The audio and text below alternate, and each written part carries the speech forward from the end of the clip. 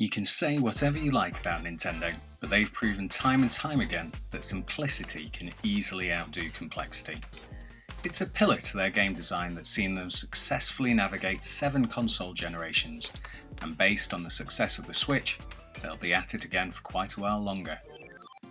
Their games can take in the glory of Mario's escapades, Samus's adventures, and Link's quests, but they're balanced against offerings that are so simple other companies would pass them over.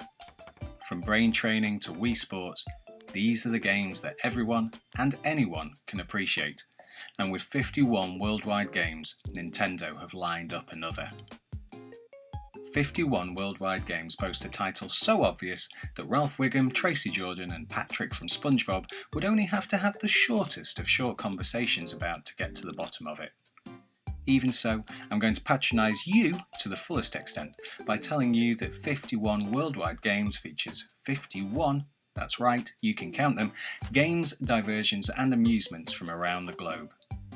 They're predominantly classic board and card games, but Nintendo have got a little frisky here with the inclusion of versions of golf, football, tennis and bowling to name but a few.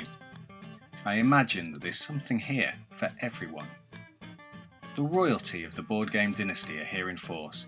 Chess, drafts, backgammon and 4 in a row sit alongside more esoteric offerings like Mancala, an ancient strategy game, and Nine Men's Morris, a favourite of everyone's top imperialists, the Romans.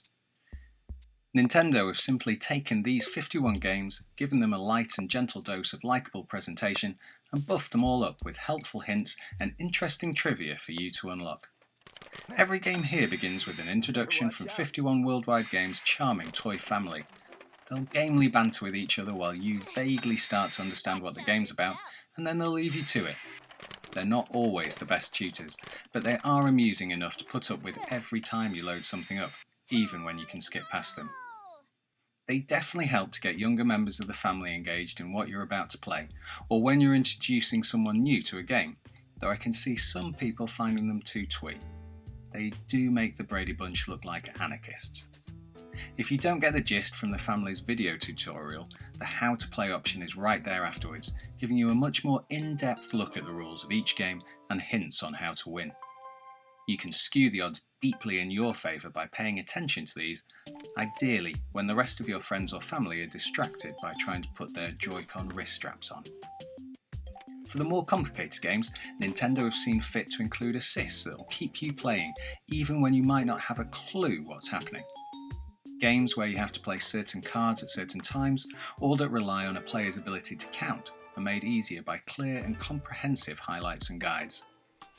Thankfully, once you've learned the rules, or if you're playing a game you know well, you can turn them off, but they're absolutely brilliant for introducing you to something new. It's not just board and card games though.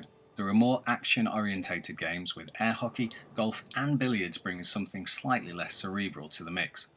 51 worldwide games even resurrects the spirit of Wii Sports, with the return of the classic bowling, as well as an all-new representation of darts, both of which use the Joy-Con's motion controls, letting you get truly involved in the sportsmanship, or perhaps utter frustration of motion-controlled gaming.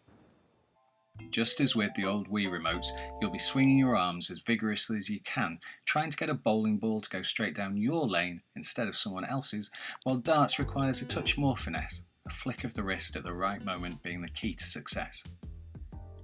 They're both slightly more finicky than the old Wii Sports games used to be, and in doing so they're a tougher sell for family multiplayer gaming. Along with a swing or throw, you have to hold down certain buttons and position your Joy-Con in the right way. It's not as intuitive as you might hope. Wiimotes didn't particularly have a right way or a wrong way beyond pointing forwards, while a Joy-Con seemingly can, and my 8-year-old soon threw his arms and Joy-Cons up in horror when he couldn't get the knack right for the bowling. Older players will likely be fine, but it's notably less universal than the absolute simplicity that Wii Sports was. No matter what you're playing, all of the games are pleasantly represented. Card games give you a game board or gaming table to play upon, while other sets give you a mostly two-dimensional view of the action after a brief 3D pan across.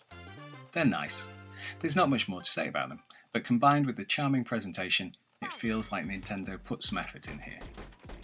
As you play more of the games, and ideally win, you'll unlock trivia about a particular game. Some of it is especially Nintendo related due to their origins as card and game manufacturers in the 19th century. Hanafuda, a deeply addictive, if utterly confusing Japanese card game, is amongst Nintendo's original lineup, and the company have been manufacturing and selling them for over 130 years. I learned that by utterly trouncing the computer at Hanafuda.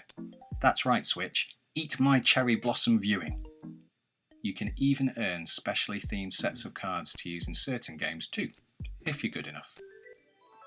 Nintendo have undoubtedly aimed for 51 worldwide games to be at the centre of a get-together with friends, whether you're playing together physically or responsibly distanced by the internet. There's online lobbies for up to 4 players depending on the game, and you can play local play with up to 4 other Switches in tow.